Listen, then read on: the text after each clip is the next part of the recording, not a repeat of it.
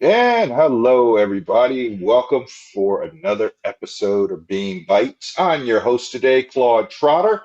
And joining me are the members of my team. I have Brian Gelke and Dr. Andrea Nelson. And we're going to be discussing today our upcoming Bean Kids Entrepreneurial Camp and Workshop over the holidays. So, who wants to start first? No, come on now. Don't everybody have a I'll start. So, Beam Kids Camp is a children's camp that allows them to create a business plan. Once they have created the business plan, then we move into some other things. But with this plan, they're able to one, if you can move to the next slide, it'll help. very good. There we go. The three major goals that we want from the Bean Kids Camp is to spark wonder and learn key entrepreneurship concepts. The next thing we want our students to learn who participate in the Beam Kids Camp is that we want them to foster life skills that your child can use in any career or business. And when you start looking at entrepreneurship, because a lot of people go, well, not every child wants to be an entrepreneur, wants to be an entrepreneur. But if you start thinking about the skill set that an entrepreneur has to have, those skills can take you across a lot of industries. Gelke, do you want to talk a little bit about those skill sets, those 21st century skills and life skills that children walk away with because they have the opportunity to participate in the Beam Camp? So honestly, the main thing that we're fostering here is those critical thinking skills that they can use across any profession that they choose to go into as they get older and end up graduating from high school. The other thing is too, we want to talk about too, with that business plan that they're creating, we're also allowing them at the end of those weeks to participate in a pitch competition with the plan that they have created. So we're also creating and providing them opportunity to be in front of an audience and present to an audience, which are huge skills too, no matter what industry that they choose to go into as they get older. And so I want you to think about the fact, as Gelke has talked about, the fact that we have to have critical thinking skills, but there are other skills we want kids also to have. We want them to be able to collaborate with other individuals. We want them to have that ability to problem solve. I want you to think about being in the house with your child and you suggest something that you want them to do. And the first thing, especially when it's a little difficult, the first thing they usually say is, well, how do you want me to do that? I don't know how to do that.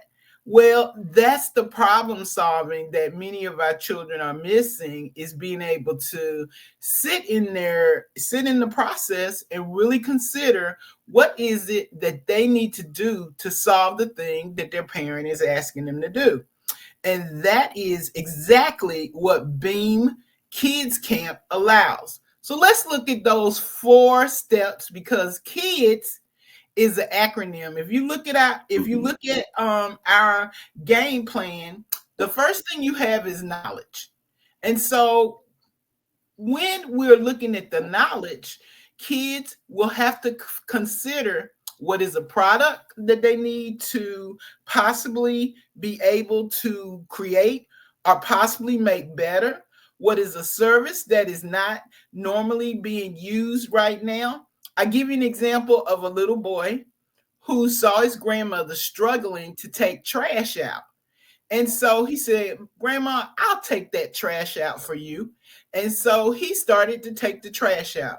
Well, Grandma, being a grandma, decided that she really was happy that her grandson was taking out the trash. And so she started giving him like $10 for the whole week for taking out her trash for 2 days. Well, of course, being the grandmother that she was bragging about her little grandson who was taking the trash out for her before he went to school and pulling the trash cans back in the evening. Once her friends started hearing about the work that he was doing, he ended up doing 2 floors of her senior citizen apartment. Right now, that young man makes close to $300 just taking the trash in and pulling it out. He currently has been doing that for the past 2 years. So I'm going to let you do the multiplication on that. How much money is he making at $300 a month times 12, doubled by 2 months? Good math problem. So let's go back to those, what KID stands for. First thing is the knowledge. So that particular little boy found a service that he could offer. As he offered that service for his grandmother, his business increased. So with that, he was able to say, I need to get up in the morning at this time. So I need an hour before school or hour and 15 minutes before school to pull out all of those trash cans. I also have to think about how are these seniors going to pay me? All of those things went into that, all of those pieces that he needed to know. Then the next step is to innovate. Now, with this, he didn't have a lot of innovating that he had to do, but it was an innovation because in that particular community or that group of senior citizens, he found where they needed a service. So that is where the innovation lies. It says, how will your innovation solve a problem or make life better? He definitely made it better for those parents, those grandparents, and those senior citizens. So because then they didn't have to lug those trash cans or roll them out. Want to add to it, Gelke? No, that's a good. I was going to jump into the develop, so that after have at it. So after he came up with that, he had the idea that he had, and he basically fleshed it out and made a plan and got it going. He had to also figure out how he was going to get the word out to other people. So obviously, if he's not just doing it for somebody he knows, he's got to figure out a way that he's going to provide his services and let other people know about his services. So that's the next part of our game plan when you look at it. So when you look at the D in KIDS is develop. So plan how you'll get the word about your stuff. Whatever it is that you're creating, or whatever you chose, whatever your innovation is to make life better, how are you going to get that word out to other people? How are you going to advertise that to other people so that they know what your product is or what your service is that you can provide to them? So after that, then we move into the skill affirmation piece, which is the S of KIDS. And it's just knowing that I can develop an innovative idea using new skills. It's my goal. So after I've created this entire plan, what's my goal? I know I can do it. How am I going to do it? And then how am I going to scale it up so that I can make it a profitable goal too, since this is a business plan? So Brian, one thing that I did not say when I was talking about, and I'm going to give him the name. So his name is Kevin. And so the other thing that Kevin was able to do, because his little business has been so successful these past 2 years, is that now he has taken on one more apartment building and he's found someone. He has an employee now. Can you imagine being 11 with an employee who helps to make sure that these trash cans are being rolled out every week, twice a week for these senior citizens? So, now that you said that too, it made me think of somebody else somebody that we use for our service is, we had, at the time, it was a 13-year-old middle school student who had a business picking up dog poop. Something people don't like to do. You don't want to do that, especially like before you have to cut the grass and things like that. No, it's not fun. It's stinky. So Nope. It's worth every penny you can pay somebody to do it. But he was a middle school student at the time, so he wasn't even driving yet. So his dad was driving him around as he picked up different clients. So we've been using him since then. So at this point, he's now in college, but the business is still going. We're still using him, and he's actually using some of his friends that were still in high school, and actually one of his grandparents is actually helping him with his business too, so that he could keep it running while he's in college. It's so he can make extra money while he's a college student. So it's just little things like that. It's solving a problem that that people don't want to deal with. which in this case would be dog food. So Right. And So, back in my day, it was paper route. right. I had that paper route, Cleveland, Ohio. Had to do the blizzard of '78. As the old folks say, I walked uphill both ways in the snow up to my knees. But but yeah, Mr. Trotter, can you tell us some of the skills and some of the things that you still use right now in relationship to having that paper route and having to work it even when it's dark and it's cold and it's snowy? Because in Cleveland, it snows. yes, it does. That lake effect snow will get you. And basically, just customer service. I mean, everything boils down to customer service. If you don't take care of your customers, you're not going to get paid. Okay, it's just that simple. And then the other part is just being available and not being afraid to communicate. Some people are afraid to ask for the business and ask for the money because they're afraid of being rejected. Well, basically, that's part of the game in a sense. We all have to take our no to get to our yeses. And I always say no means they don't know enough about your product or service. People are afraid to part with their money unless they see the value that they're getting for their money. So the goal should always be to build up your product or your service to have the greatest value, to be able to justify the cost that you're asking for it in return. Those are some of the things I learned from that morning paper out. And you also probably learned, as I learned as a child, when my mother would have me to do something, was that you have to be a doer of your word.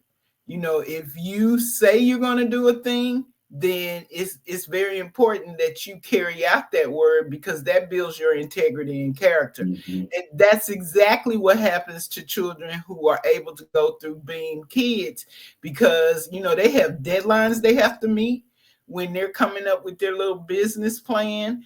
They have to go through all of those things that we work with in school. They're going to have to read, they're going to have to write, they're going to have to do some math. There might be some science involved. Mm-hmm. So all of these things go along with them identifying either a service that they have to do or identifying a gap in a product Mm-hmm. that either needs to be improved or has never even been thought of. Because if we are truly in the 21st century, our children have to have creative minds to solve some of the problems that we don't even know that exists right now. And so this is what this program allows is kids to be creative in the process of problem solving and answering questions that sometimes we don't even know the answer to the Mm-hmm. question. Dr. Nelson, tell us a little bit. We had a conversation earlier today when you introduced this concept to the students you were working with at the school you were subbing at. So So tell us about how excited they got and what it meant to them for them to possibly have a business of their own at their own age. So it was a set of boys, and I was working with them. And so they started asking me, they knew that I had a company, but they didn't know specifically what we did in the company. So I told the students that we specifically work with children developing their own companies. And they're like, companies? Kids our age have companies? And I said, yes. And so what we did was we watched a few videos. We watched Moe's Bows. If you ever want to see a child who is now, he's probably like 20 now, but when he was 13, he received a contract from the NBA that was 7 figures. So if you don't believe that children can be entrepreneurs, I would tell you to Google on YouTube youth entrepreneurs, and you're going to see children who sell cookies. Mm-hmm. You're going to see kids who design clothes. you will see children that provide services, babysitting services, taking out the trash, lawnmower service, those traditional jobs that we've had, but they're also doing some very innovative things. So once I started talking to these little boys, and once they got to see another boy who looked like them, they were like, well, we want to do this. Why can't we do this here at school? And I was like, well, number one, you have your time already scheduled out. And so because your time is already scheduled out, there is a need that we can't take that time away of what you're using for school. So what I suggested was, let's see what you can come up with. And this would be a way for me to pitch to your principal about you being able to take the B.E.A.M Kids Camp at your school. So during the course of that, their little brains were just thinking about what could we come up with. And so because I told them you got to find a gap. And what they came up with was amazing in just that little short period. What they came up with is a bendable pencil that would allow them to alleviate their own stress. That when they would get angry in the classroom, the pencil would act like a stress ball, but so they wouldn't be breaking pencils, but they could use that pencil as the thing to squeeze and ball up and roll up that would help them relieve their stress, their anger. And they said their target group was for boys. And so then they were saying, okay, so what are we going to have this pencil made out of? And at that point, we had to cut it off. But just think, in that little bit of time of me talking to those students, they were gun ho for it. And that's what we're looking for. We're looking for education to be different for children, because these were children who are normally have behavior issues, but because it was a novel, engaging activity, they wanted to do that activity. So just think what will happen to your own child once he's able to go through the 4-week course for B.E.A.M Kids Camp. B.E.A.M Kids Camp is a way for you to take some of those skills that your child is learning at school and apply it in a setting that is meaningful for them. In So real life. basically, we're showing folks how to make education fun and profitable again, huh? I mean, and also, if you have somebody say, well, I don't think that's something my child's interested in, but you're also teaching them those different consumer vocabulary words and things like that show them how the real world works too, because you also have to have that consumer that's going to buy those things that you're creating as well. So it's okay if you're not necessarily the person that's creating it, but what if you're that consumer? There's a whole other aspect of things that you need to learn and know about as well as you're that consumer. Right. And then let's not forget about the market research and all the other things that go into a business that is required.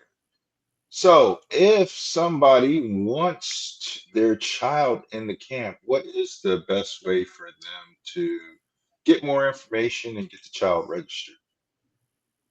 So if they will go to this QR code that is on your screen right now, it will actually take them to a form that they can fill out so that we can get all of their information and get to know about their child so that we know what age they're at. It'll also let us know if they already have some ideas or they already actually have a business that we're going to expand upon.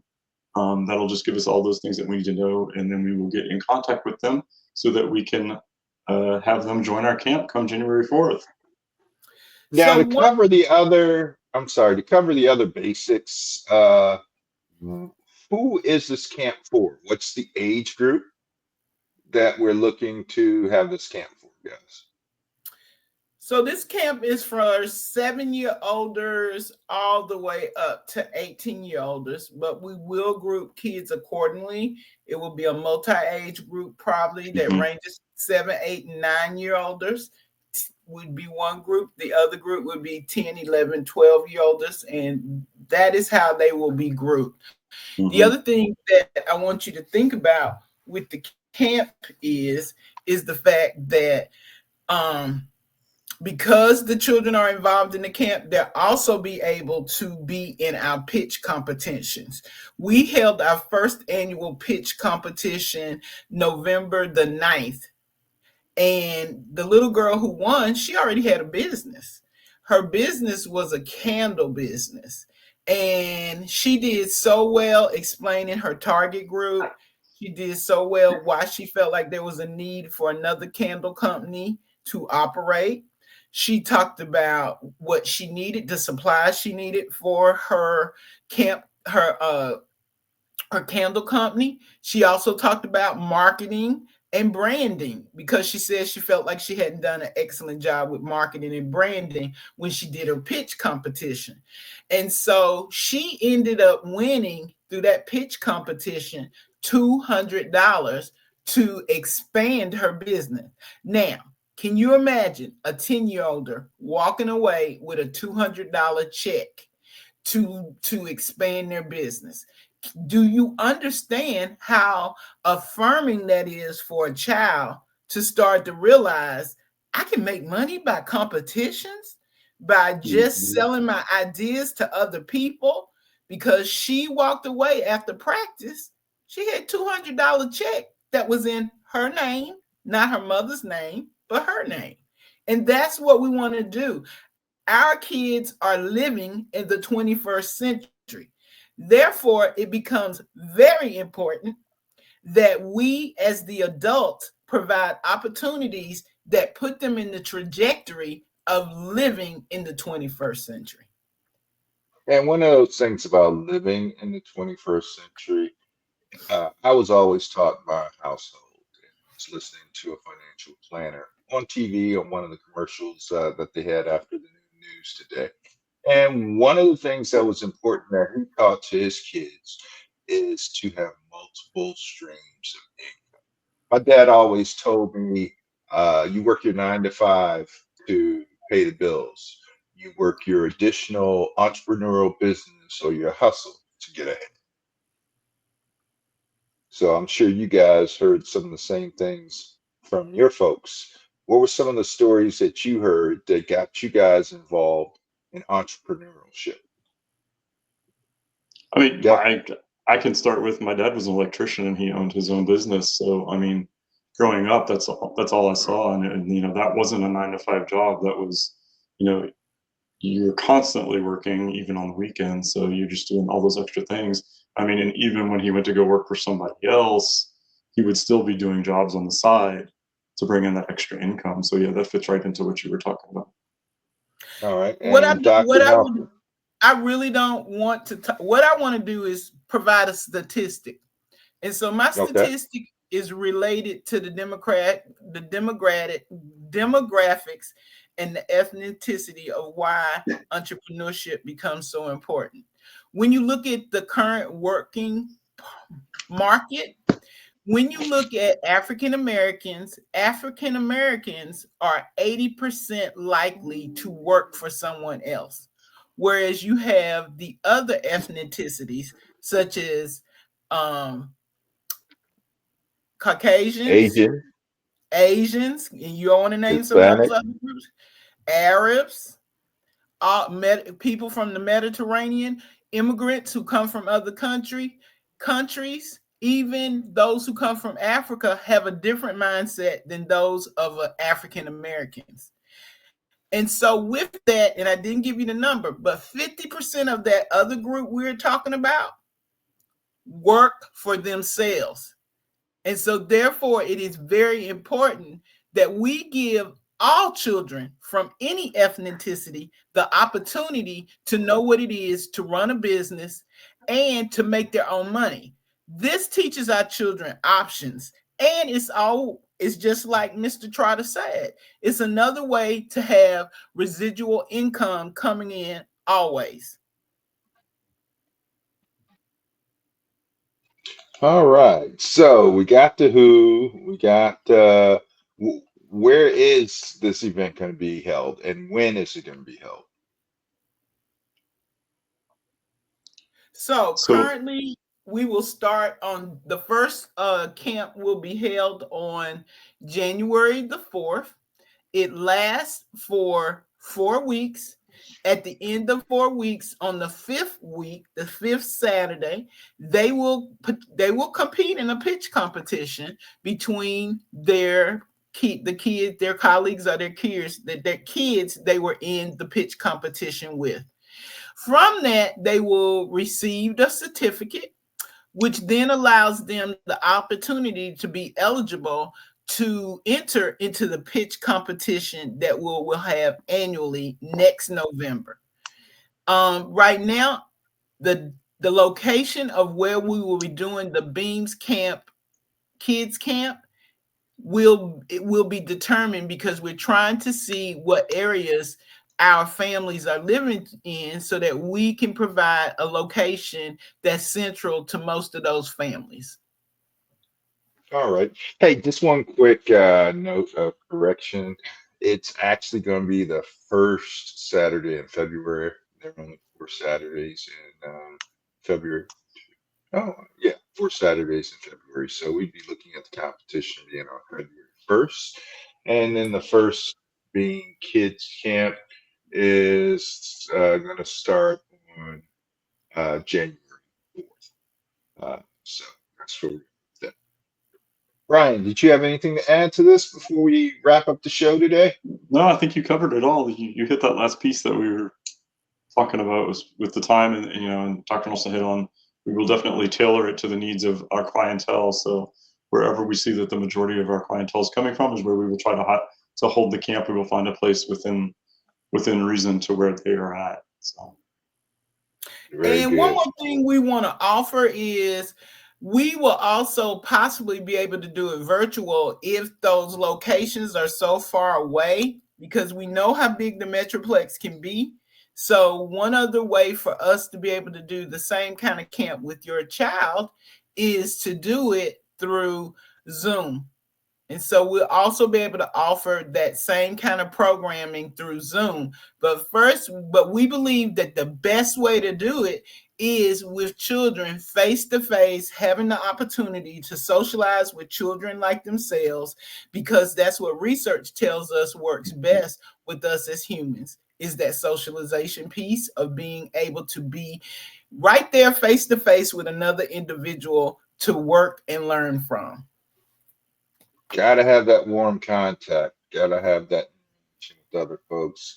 For those that can't make it, we're going to do what we can to still give you that warm, up close and personal feeling via Zoom. But it's best if you can get your kids there. So please scan the barcode there, register accordingly.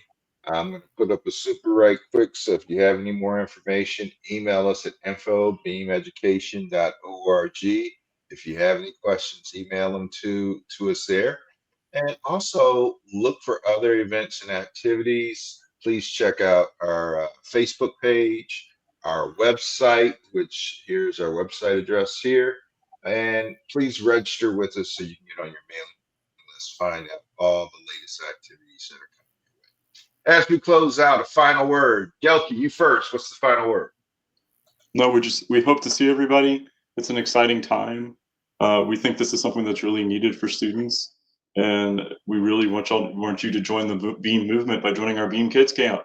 So come see us. Very good. Very good. Dr. Nelson, what's your final word for us today? We want to see our future Shark Tank group. So, because we know there are some entrepreneurs out there, some young entrepreneurs that will one day take over Shark Tank and will be investing in a lot of different opportunities, a lot of different industries. And we want to be at the foundation of starting those children with the opportunity to understand business, not in college, not after they've worked a while, but when they are small, because scripture tells us, train up a child in the way that they will go, and they will not depart. Well, that's some great parting words. Thank you guys so much for joining us today. And thank you out there in cyberspace in the audience for joining us. Please scan that QR code, register your kid, go ahead and send them some information at info@beam.org to get on our mailing list. And until then, we will see you next week for our next Beam Bites. Thank you guys for joining us. Y'all have a great evening.